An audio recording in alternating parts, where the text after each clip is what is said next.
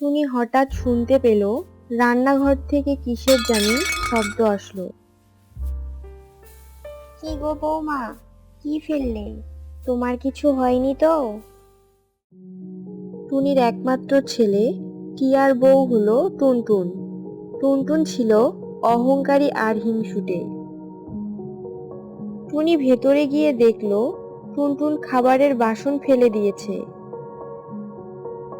একটু দেখে শুনে তো কাজ করতে পারো নাকি? আপনাকে নাক গলাতে কে বলেছে আমার কাজে? কাজ বাজ নাই, আছে জ্ঞান দিতে। আমি ভাবলাম কোনো সমস্যা হয়েছে কিনা, তাই বললাম। রাগ হচ্ছে কেন বৌমা? বসে বসে খাবার খান, বুঝবেন কেমনে যে কত কাজ করতে হয়? পারেন তো শুধু বকবক করতে।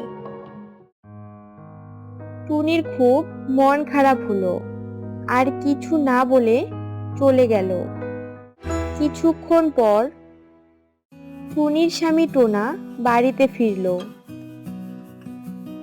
টুনি, আজ অনেক কষ্ট করেও কাজ পাইনি, আর খাবারও সংগ্রহ করতে পারিনি, আর বয়সের ভারে চলতে অনেক কষ্ট হয়।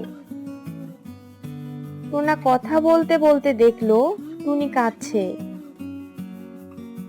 কি টুনি, কি হয়েছে তোমার? কাঁদতেছ কেন? টুনি টোনাকে সব খুলে বলল। দুঃখ করো না টুনি, ভাগ্যে আমাদের যা আছে তাই মেনে নিতে হবে। বয়স হয়েছে, কয়দিন আর বাঁচবো বলো? এদিকে টুনটুন রান্না শেষ করে খাবার খেলো।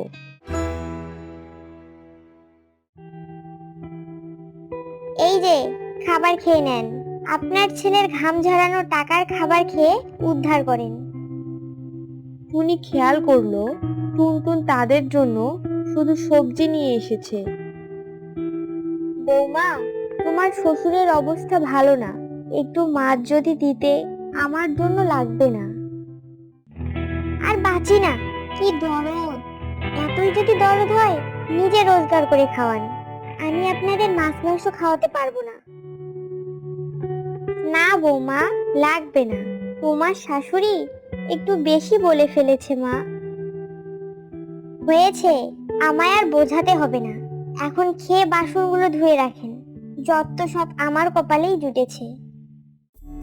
সন্ধ্যায় কাজ শেষ করে টিয়া ঘরে ফিরে আসে।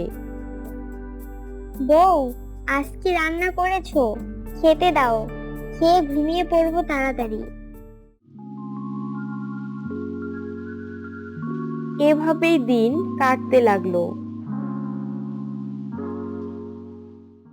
টুনটুনের বাবার বাড়ির লোকজন আসতো, আর বান্ধবীদের সাথে মজা করেই দিন কাটাতো।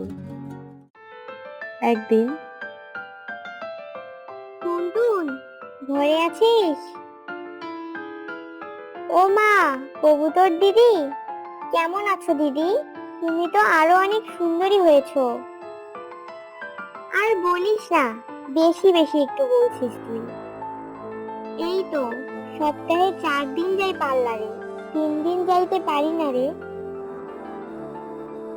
কি যে বলো দিদি, আমি তো মাসে একবারও যেতে পারি না, কাজ করেই দিন শেষ আমার। আচ্ছা, তুই কি এখনো বুড়া বুড়িকেই নিয়ে থাকিস? হ্যাঁ দিদি, ওটাই তো ঝামেলা আমার। শোন, এই ঝামেলা রাখিস না, সংসারের উন্নতি হবে না। আমি তো বুড়া আর বুড়িকে ঘাট ধরে বাইর করে দিয়েছি। তুই পারিস ও বাবা এত ঝামেলা নিতে? যত তাড়াতাড়ি পারিস বিদায় করে দে, তবেই একটু শান্তিতে থাকতে পারবি। হ্যাঁ দিদি, আমিও তাই ভাবতেছি। দেখ, যা ভালো বুঝিস তুই, আমি আবার কাউকে খারাপ বুদ্ধি দেই না গো। আর যাই রে, আবার পার্লারে যেতে হবে আমায়। এ কথা বলে কবুতর চলে গেল। আর টুনটুন অনেক কিছু ভাবতে লাগলো। রাতে টিয়া বাড়িতে ফিরলে, আমি আর তোমার বাবা মাকে খাওয়াতে পারবো না, আমাদেরও তো ভবিষ্যৎ আছে নাকি? কয়েকদিন পর আমি ডিম দিব, ছানা হবে। তুমি একা কতজনের খাবারের জোগাড় করবে? আহ, আসতে বলো, বাবা মা শুনতে পারবে নাকি? দেখো, বাবা মা অনেক কষ্ট করে বড় করেছে আমায়, আমি কেমন করে তাদের তাড়িয়ে দেই বলো তো?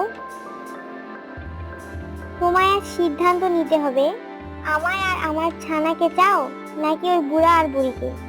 এভাবে টুনটুন আর টিয়ার ঝগড়াঝাটি চলতেই থাকলো। টিয়া টুনটুনের জেদ সইতে না পেরে মা বাবার ঘরে গিয়ে সব বলল। ঠিক আছে বাবা, আমাদের জন্য তোদের অশান্তি হোক, আমরা এটা চাই না, সুখে থাক, এটাই চাই। পরের দিন টোনা কাজ খুঁজতে বেরোলো। অনেকের কাছে কাজ চাইলো, কিন্তু কেউ কাজ দিল না। টোনা অনেক খুঁজে। শোন টোনা, তোমায় আমি ভালো করেই চিনি, তুমি অনেক পরিশ্রমী, কিন্তু তোমার অনেক বয়স হয়েছে, তাই তোমায় কেউ কাজ দেয় না। কিন্তু শুনেছি তোমার ছেলে টিয়া নাকি ভালো চাকরি করে, তোমায় কাজ করে খেতে হবে কেন? টোনা কাঁদতে কাঁদতে সব খুলে বলল। হায় রে সন্তান, এই সন্তানকে বড় করার জন্য কতই না কষ্ট করেছো তুমি, আর সেই সন্তান তোমায় চেনে না। হায় রে কপাল, কি আর করবে ভাই, কপালে ছিল, মেনে নাও। এরপর কাক টোনাকে কাজ বুঝিয়ে দিয়ে চলে গেল। এভাবে অসুস্থ শরীর নিয়ে টোনা আর টুনি অন্যের কাজ করে খাবার সংগ্রহ করতে থাকে। কিছুদিন পর টিয়ার চাকরি চলে গেল, টিয়া বেকার হয়ে গেল, আর টুনটুনও 2টা ডিম দিল। কি গো, এখন কি হবে আমাদের? তুমি তো মাঠের কাজও করতে পারো না, আর আমি ডিমের তা না দিলে সেই ডিম তো নষ্ট হয়ে যাবে। হায় ভগবান, কি বিপদে ফেললে আমাদের! টিয়া খুব চিন্তায় পড়ে গেল।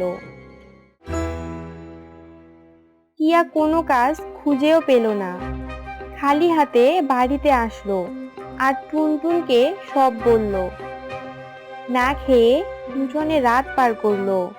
পরের দিন সকালে, বৌমা, এই যে খাবার নাও, তুমি আর বাবাজি খেয়ে নিও, আর মন দিয়ে ডিমে তা দাও। এ কথা বলে টুনি চলে গেল। টুনটুন লজ্জায় কিছু বলতে পারল না।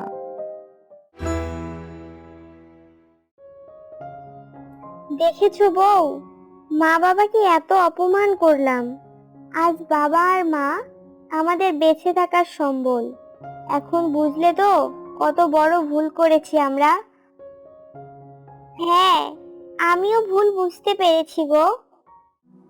পরের দিন টুনটুন আর টিয়া মা বাবার কাছে গিয়ে নিজেদের ভুলের জন্য ক্ষমা চাইলো। টোনা ঈগলকে বুঝিয়ে টিয়ার জন্য একটি চাকরির ব্যবস্থা করলো। কিছুদিন পর টুনটুন 2টা ছানার জন্ম দিল, আর টোনা টুনি নাতি নাতনিদের সাথে খেলায় মেতে উঠল।